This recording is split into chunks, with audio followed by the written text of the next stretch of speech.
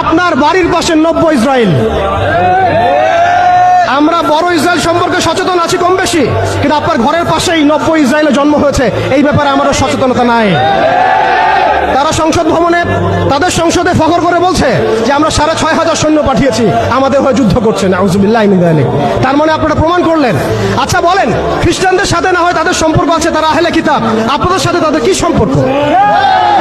খ্রিস্টানদের সাথে না ইহুদিদের একটা সম্পর্ক আছে, তারা আহলে কিতাব দাবি করে তারা, কিন্তু আপনাদের সাথে যারা পৌত্তলিক তাদের সাথে এই ইহুদিদের কি সম্পর্ক?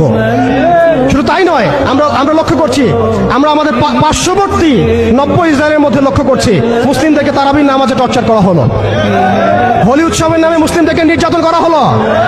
আমরা দেখলাম সেখানে গরুর মাংস বহন করার অপরাধে পিটিয়ে মুসলিমকে হত্যা করা হয়েছে। লক্ষ লক্ষ একর জমি যেগুলো আমরা ওয়াকফ করেছিলাম, সেই জমিগুলোকে রাষ্ট্রীয়ভাবে বাজেয়াপ্ত করা হয়েছে।